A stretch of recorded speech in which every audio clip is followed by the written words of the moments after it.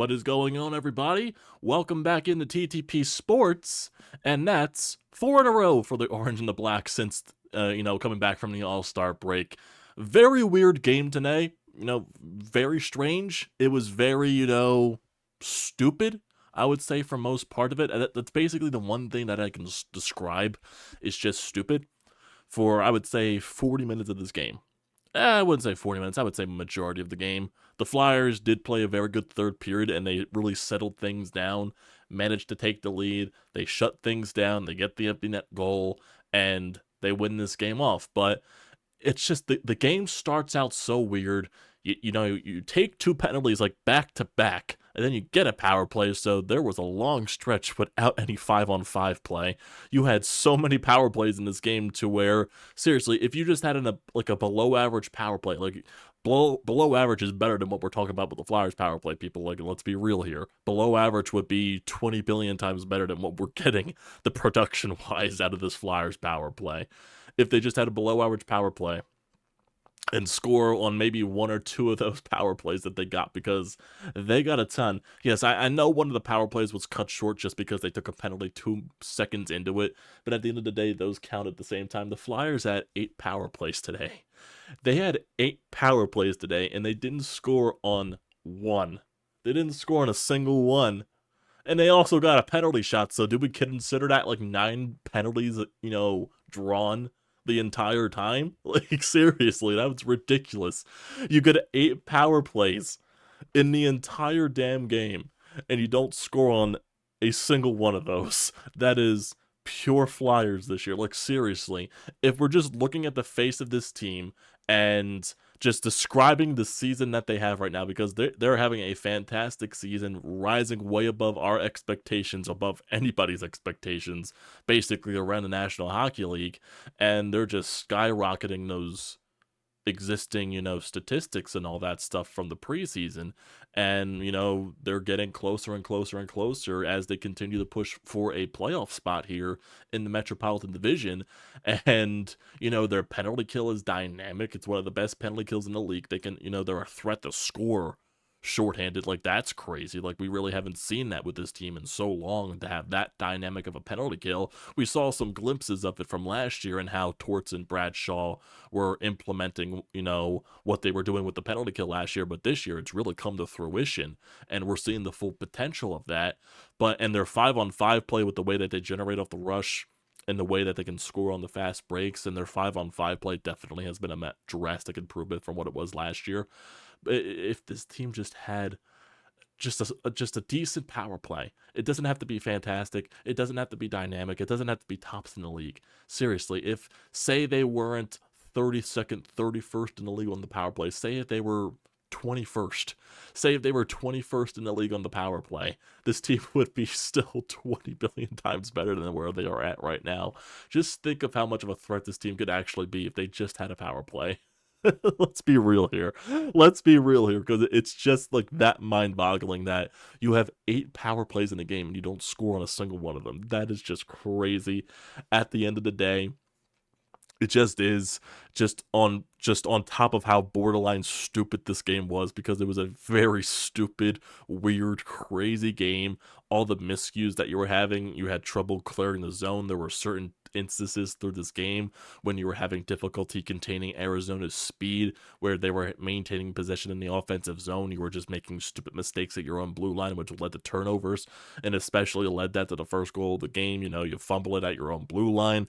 Arizona takes it back in. Here's Clayton Keller. He dishes it back door to the blue line. That's Matt Dumba, who just winds it up and just blasts it through traffic past Sam Ersson, and Arizona takes a 1-0 lead. And that's basically what it would be for the rest of the first period. That was a late goal by Arizona. There were chances for the Flyers throughout that first period, i.e. power play and all that stuff. The Flyers actually came out with some good jump in this game, but then it kind of just fell flat in the rest of the first period, and that's why Arizona took the lead. When you go to the second period, Flyers come out with the jump. They initially score off of a, setup in the offensive zone. Looked fumbling at the blue line once again, which is, for some reason, this team will love to do tonight. For some reason, they just did, especially on their power play zone entries. Always goes back to the power play. But they just loved fumbling at the blue line. Jamie Drysdale, Travis Sanheim, they bring the puck up. TK dishes it to Sanheim, who drives the net and manages to bury it. So initially, Flyers tied it there, but then Arizona instantly challenged it for offside, and almost instantly the refs came back with the review and just instantly, I know I said instantly many times there, but that's basically what it was. Complete different from what the offside call was in the Flyers Seattle game that did not get overturned, the one that the Flyers challenged. This one just came right back. Refs called it offside. And then eventually Flyers got more jump. Here comes Morgan Frost breaking in through the zone, using his speed to break two defenders, and he draws a penalty, and it becomes a penalty shot because it technically was a partial breakaway. And the nastiness on this penalty shot by Morgan Frost, just taking his time, doing little dangles with the puck, trying to get the goaltender to flinch for Arizona, and he finally got him to bite as he got closer and closer to the circle and getting closer to the blue paint, and he just wires it home. Penalty shot goal. And Morgan Frost was unbelievable tonight. There were just certain things that I saw from Frost's game where it's just showcasing confidence. That's what I want to see from Morgan Frost. And Torts has definitely stated this, a bunch of times recently, especially, since Morgan Frost and Torts had that conversation in Torts' office after that one benching. I think it came back after the Western Canadian road trip like a month ago or so or something like that. It was definitely in the beginning of January, and basically since then, this has been a different version of Morgan Frost. We just see confidence, we see the playmaking ability, we see, the explosiveness that he does have, the ability to skate, the ability to break people, the ability just, to go east-west and all that stuff, just using his legs, using his creativity with the puck. We're just seeing that creativity from Morgan Frost on a consistent basis, and it's showcasing itself more and more each game. And it's still a very big question mark on what his future is with this organization. I know there's still a bunch of trade rumors out there regarding of Morgan Frost's name, but I do think he's earned the right to possibly stay on this team for the foreseeable future. He's still young enough, he's still learning, and the way that he is showing this confidence, well, why can't he be part of this team's future? Now, that's up for Danny Briere and Keith Jones to decide on what path they go in and what direction they go in with this Morgan Frost situation. So we're just going to have to wait and see on that front, whether they trade him, whether they decide to keep him and build him with the future for this core.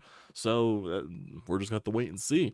But then, not so long later, uh, definitely a goal that Sam Ersson would want back, and a little bit of, fumbling from Sean Couturier as well. Another defensive zone breakdown for the Flyers. I believe this was 4-on-4. There were so many penalties throughout this game. I'm just losing track of all that crap because so many Flyers power plays, so many Coyotes power plays, so many instances in 4-on-4. It was just weird the entire night where, it gets down to the blue paint and Coyotes, they try to cross crease initially. Ersson has that wrapped up easily, but then there's one guy left alone behind the net, and Ersson can't control the rebound, and Sean Couturier is trying to stick battle with this guy for the puck, and I guess Coots couldn't win the battle, and as Ersson's trying to reset himself to get him back on his post, the Arizona Coyotes player behind the net just puts the shot on Ersson's legs and banks it off of Ersson and into the net. And suddenly it's 2-1 Arizona, and you're just like, oh, God.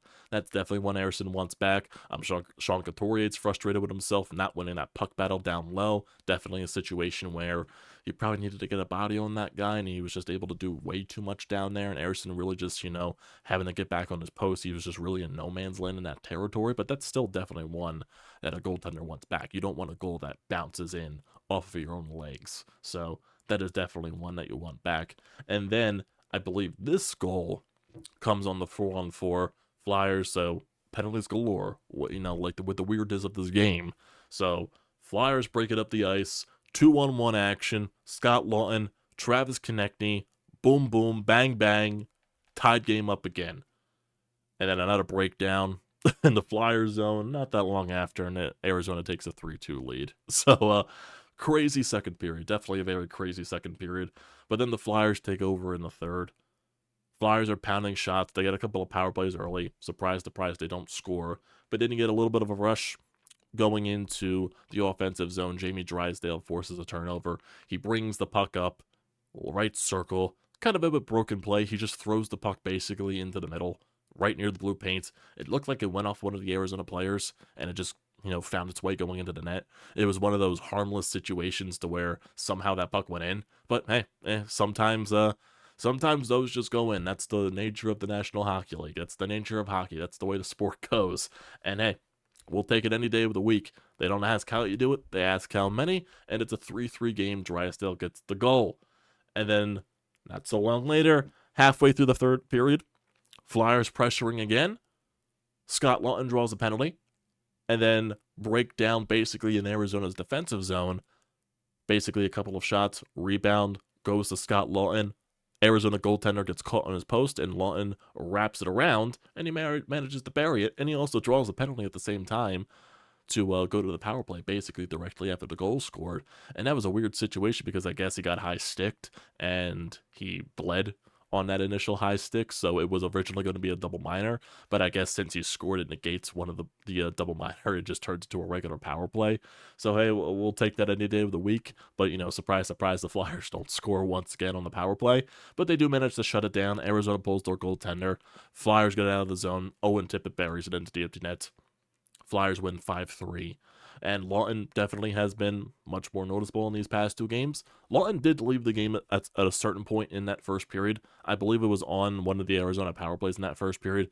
Blocked a heavy shot. I'm not sure if it went off his leg, went off his foot or something like that, but he did go up the locker room for a little bit. He did come back for the second period, so that's definitely good to see for Scott Lawton to come back there. But, there was some injury concern before the game. Tyson Forster, apparently in the last game against Seattle late, he blocked a shot, and then eventually people saw him in a walking boot after that game. So they're saying it's a lower body injury and it's day-to-day. So we'll see where that goes. And Rasmus Ristolainen was once again out with a minor injury, and Danny Briere said that hopefully they'll have him back before the weekend. So that's definitely something to look out for in that situation. But yeah, this team continues to find ways to win. And coming off of that, all-star break, basically right now what they're doing is negating that 5-game losing streak going into the all-star break, and they're bouncing back like, I probably thought they would bounce back. I didn't think they would win 4 straight, but, bouncing back and basically negating that entire 5-game losing streak, which is a very nice thing to see from this team. And it basically just shows the character of this bunch. You could tell how gassed they were going into that all-star break, and that week off was definitely much needed for this team. And now going into this upcoming stretch, they do have a lot of days off in between each game, so they have a lot more time to rest, which is a good thing for a lot of these players. But if you look at the upcoming schedule, they got 2 days off the next 2 days. They play Thursday in Toronto, so that's definitely going to be a very tough game there. They're off Friday, and then Saturday they play the outdoor game in MetLife Stadium between them and the Devils, so that should be a fun night, hopefully. I'll be attending that, so hopefully I can actually see a Flyers game in New Jersey where, they score a goal, because both times I've been to New Jersey in the past 2 years, they got shut out. So I'm not even asking for a win at this point. I'm asking for a goal. I'm just asking for a goal. That's all I want to see. And then after that game, it'll be 3 days off in between their next game, which is on the 21st in Chicago to see Connor Bedard and the Blackhawks. So that'll be interesting. Then they're back home on the 24th against the New York Rangers, so that'll be a fun matchup. And then back-to-back following that on the road, the 25th against the Pittsburgh Penguins. And then they close out the month on the 27th at home against the Tampa Bay Lightning. So if you just look at all the days off that they have in between these games, they got 2 days off in between Toronto, a day off in between a New Jersey game, 3 days off in between Chicago, 2 days off in between the Rangers, 1 day off between the Lightning, and then it looks like they have a day off going into their next game in they actually have 2 days off going into their next game in March. So that's nice. A lot of days off in between here, so a lot of these guys can get some rest. That January schedule is definitely very taxing on this team. So it is nice to see a little bit of a lighter schedule coming out of the All-Star break for this squad. That definitely is much needed for this team. Definitely is. And if we're looking at the standings right now, because at this point of the season you are standings watching, scoreboard watching, basically very consistently. So now the Flyers, they are 10 games above 500. They are 29, 19, and 6, 64 points on the year. They are 1 point behind the Carolina Hurricanes, but the Hurricanes do have 3 games in hand, so that works to Carolina's benefit. The Flyers, they're also, I believe 7 points behind the New York Rangers, so most likely they are not catching up to them. And if we look at the teams that are behind the Flyers right now, the New Jersey Devils, they are 8 points behind the Flyers with 3 games in hand. They have 56 points. The New York Islanders, same thing. They're 8 points behind the Flyers with 2 games in hand. Washington Capitals, 8 points behind, actually 10 points behind the Flyers with 3 games in hand. Pittsburgh Penguins, they got 5 games in hand with the Flyers, but they're 11 points behind them. So it's good getting these points when a lot of these teams have so much, games in hand on you. That's really showcasing how many games this team has played from the beginning of the season on, and that's probably why they have so many days off this month. So maybe once we get closer towards the end of February, you'll see those games in hand from the other teams start to creep down a little bit more and get a little bit more even, if you understand what I mean. And in terms of teams that are in the wild card for the Eastern Conference, if I can see anything right here.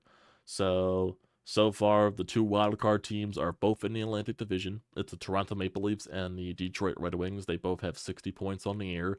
And separating the second wildcard spot from the first team looking in is 4 points. And that is the New Jersey Devils and the New York Islanders. So right now, Toronto and Detroit have those locked up. Flyers have some breathing room between third place and the wildcard spot, which is nice. And, just keep finding ways to win games, boys. That's basically it. That is basically it. Just keep finding ways to win, and that is exactly what this team is doing. Exactly. Flyers are currently the 10th best team in the league. I'm just looking at some of these other teams' rankings right now across the NHL. Vancouver is the best team in the NHL right now, 35, 12, and 6, and the Flyers beat that team twice. So, Stanley Cup final between the Flyers and the Vancouvers. Would the Flyers sweep that series? I don't know. Boston Bruins, 73 points on the year. Rangers, 71. Panthers, 70. Stars, 70. Vegas, 68. Colorado, 68. Winnipeg, 67. Carolina, 65. Edmonton, they got 61. So, the Flyers are definitely in the mix of that bunch right there. I do want to see their power play stats. I really do. I don't know why I want to torture myself with this, but I really want to see these power play stats. I just need to. I really just need to. So if I do filter, can I filter anything specifically? No, I don't think. Oh, here we go. Power play percentage by team. So best team in the league on the power play, obviously, Tampa Bay, Carolina, Toronto, Edmonton, Rangers, Panthers. That's obvious. Where are the Flyers? Where are the Flyers? Oh boy, yeah, 31st in the league on the power play. Nice. A good old 12.6%. Paired with the Chicago Blackhawks, who are 32nd on the power play. The Pittsburgh Penguins, surprisingly, who are 30th on the power play. Buffalo 29th. Washington 28th. Calgary 27th. Holy hell. 31st on the power play. Let's see the penalty kill. Flyers currently rank second in the penalty kill. 86.3. The team that is ahead of them is the Los Angeles Kings. Interesting. Can I see the shorthanded goals? I don't think I can. But I know the Flyers do lead the league in shorthanded goals. I do believe that is a stat. That is true. I only speak facts here. I only speak facts. You don't have to worry about anything about nothing that's not true. Don't have to worry about that. Definitely don't. I only speak truth here. Only speak truth. Ah, man. Apparently, John Tortorella is still not answering Sanfilippo's questions. That's funny. Oh, man. Oh, boy. So, well, I don't think there's anything else much to talk about here. So, that's going to do it for tonight, everybody. I didn't expect as long of a recap against the game against the Arizona Coyotes, but that's just how weird this game was. So, yeah, that's where we're going to leave it off. So don't forget to leave a comment in the comment section down below. Don't forget to drop a like. Don't forget to hit that subscribe button. It does me a great deal of service. And also use the code TTPSPORTS, $20 off your first purchase at SEATGEEK. Great deal. Do not pass it up. Thank you guys for joining tonight or whenever you decide to tune in. And I'll see you next time.